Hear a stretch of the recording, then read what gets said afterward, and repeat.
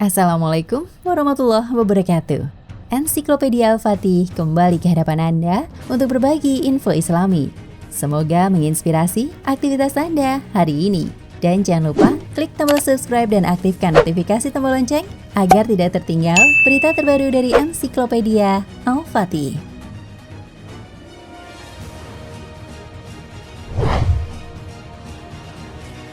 Penting untuk diketahui jenis-jenis godaan dan bagaimana cara syaitan atau jin menggoda manusia. Sebab mengenal mereka dan caranya menebar tipu daya akan memudahkan kita untuk menghindari atau membentengi diri dari rapuhnya keimanan, hingga dengan mudah tergoda untuk melakukan kemaksiatan. Ada beberapa tempat di tubuh kita yang digemari oleh syaitan dan jin. Berhati-hatilah jangan sampai mereka bersemayam dan berhasil menipu kita dari 7 tempat yang tidak kita jaga. Berikut ke-7 tempat yang digemari oleh syaitan dan jin.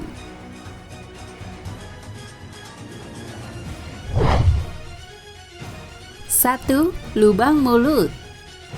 Lubang mulut manusia menjadi tempat yang disukai oleh syaitan dan jin. Karena itu mereka seringkali menggoda kita dengan meniupkan hawa-hawa yang membuat kita menguap. Sadar atau tidak, dalam sehari berapa banyak kita menguap? Dan apakah semuanya disebabkan oleh rasa kantuk, saat belajar, saat bekerja, yang terparah saat sedang sholat?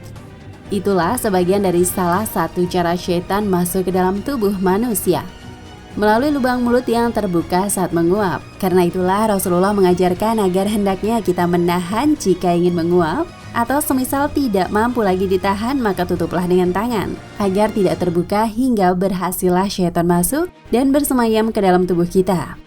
Dalam sebuah hadis yang diriwayatkan oleh Imam Muslim, apabila seorang dari kalian menguap, letakkanlah tangannya pada mulutnya, tutuplah. Karena syaitan akan masuk bersama dengan orang yang menguap yang mulutnya tidak ditutup.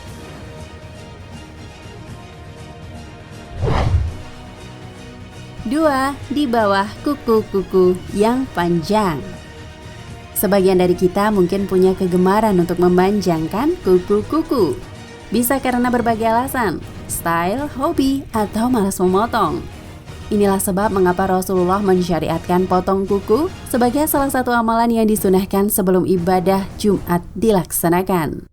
Selain agar kebersihan yang selalu senantiasa terjaga, ternyata di bawah kuku-kuku yang dibiarkan panjang itulah tempat syaitan bersemayam. Bayangkan saja, di tempat syaitan bersemayam itulah kita gunakan ia untuk melakukan berbagai aktivitas. Belajar, bekerja, bahkan menyuapkan makanan ke dalam mulut. Sebab itu, jagalah kuku-kuku agar tetap rapi dan hindari memanjangkannya. Jelas tertuang dalam sebuah hadis riwayat Imam Ahmad. Potonglah, perpendek kuku-kukumu. Sesungguhnya syaitan mengikat melalui kuku-kuku yang panjang.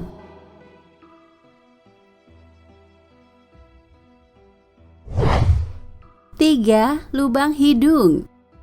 Mungkin tidak banyak yang mengetahui bahwa syaitan dan jin suka berdiam di lubang hidung manusia.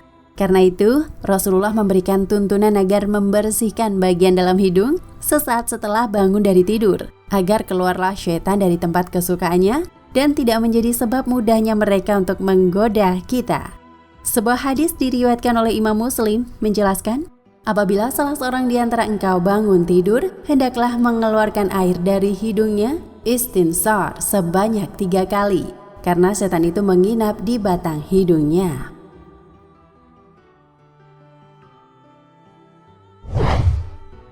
4. Lubang telinga. Syaitan tidak pernah berhenti bekerja untuk menggoda manusia, meskipun saat tidur. Justru inilah salah satu waktu yang digemari, agar mereka bisa dengan mudah melalaikan manusia dari beribadah kepada Allah. Dilalaikannya kita dari mendapat keutamaan di sepertiga malam. Digodanya kita agar terus tidur hingga terlewat waktu subuh.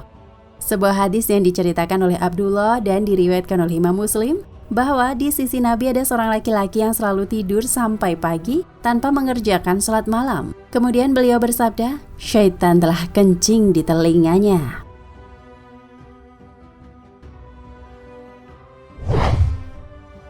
5. Aliran darah manusia. Sesungguhnya teramat sulit mengetahui apakah di dalam tubuh kita bersemayam setan yang mengalir bersama aliran darah. Jika sudah begini, maka perlu ikhtiar yang lebih untuk bisa terhindar dari bisikan-bisikan yang mengajak kita untuk melakukan perbuatan dosa. Sebab itulah Allah melarang kita makan makanan haram, bahkan menghindari yang tidak jelas. Karena bersama makanan-makanan haram itulah syaitan masuk ke dalam tubuh, menggerogoti keimanan dengan menyelinap menyerupai malaikat, mempengaruhi hati agar semakin jauh dari ketaatan pada Allah Subhanahu wa Ta'ala. Dijelaskan dalam sebuah riwayat Imam Muslim, sesungguhnya syaitan itu berjalan dalam tubuh anak Adam melalui peredaran darah dalam tubuhnya.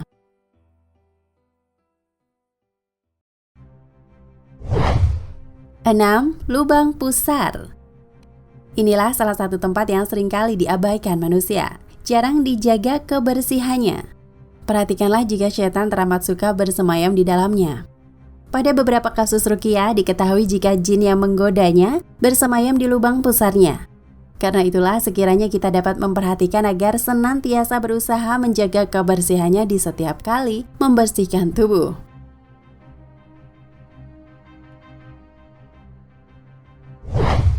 7. Lubang kemaluan. Tidak dapat dipungkiri, salah satu pintu masuk paling mudah bagi syaitan adalah syahwat atau hawa nafsu manusia. Maka tidak heran pula jika mereka gemar pada tempat-tempat yang mudah kotor dan kebanyakan manusia lalai membersihkannya. Dalam Islam, kita sangat dianjurkan untuk secara rutin menjaga kebersihan area kemaluan. Seperti salah satunya mencukur bulu-bulu, sebab syaitan selalu mengincar dan gemar bersemayam pada lubang kemaluan, menggoda manusia agar melakukan perbuatan zina yang jelas diharamkan oleh Allah Azza wa Jalla. Hendaknya kita selalu berusaha menjaga kesemuanya agar tidak mudah bagi syaitan untuk menyebar tipu dayanya, agar kita terhindar dari melakukan perbuatan yang melanggar perintahnya. Sejatinya Muslim telah dibekali pedoman hidup dan penjaga dari hal buruk, yaitu Al-Quran oleh Allah Subhanahu wa Ta'ala melalui Nabi Muhammad Sallallahu Alaihi Wasallam. Rasulullah bersabda, "Janganlah kalian jadikan rumah seperti kuburan. Sesungguhnya setan lari dari rumah yang dibacakan surat Al-Baqarah." Hadis riwayat Muslim 780, At-Tirmidzi 2877. Dari ayat ini dapat diketahui bahwa rumah harus selalu hidup dengan lantunan ayat suci Al-Quran supaya terhindar dari gangguan jin dan setan. Diibaratkan rumah yang sepi tanpa bacaan Al-Quran seperti kuburan, tempat berkumpulnya jin dan setan. Ternyata bukan hanya manusia saja yang pergi, kalau terus-terusan dicuekin, jin juga bisa jengkel sendiri dan pergi. Kalau kamu merasakan ada gangguan hal-hal gaib di rumahmu, anggap saja tidak terjadi apa-apa meskipun hatimu jelas berdebar-debar panik ketakutan. Semakin manusia merespon dengan jengkel atau penasaran, semakin besar kepala jin, karena merasa telah berhasil mengganggu. Janganlah kamu ucapkan celakalah setan, karena jika kamu mengucapkan demikian, setan akan semakin besar seperti rumah. Hadis riwayat Ahmad 595 dan Abu Daud 4982. Jadi ketika Anda mendengar atau menjumpai gangguan jin, jangan ditanggapi. Mintalah perlindungan kepada Allah Subhanahu wa Ta'ala. Muslim dianjurkan untuk senantiasa mengucap basmalah saat hendak beraktivitas dan membiasakan berdoa. Contohnya ketika keluar dan masuk rumah. Meski hal ini terkesan remeh, tapi ini mampu melindungi Muslim dari gangguan jahat jin. Bahkan dalam Islam, doa masuk dan keluar rumah ada doanya tersendiri. Contoh lainnya ketika hendak makan dan sesudah makan. Jin dan setan bergembira ketika seorang Muslim lupa mengucap basmalah dan berdoa, karena ini adalah celah bagi mereka untuk masuk dan mengganggu. Wallahu a'lam bishawab. Nah pemirsa Ensiklopedia Al-Fatih, sampai di sini perjumpaan kita kali ini. Semoga menginspirasi.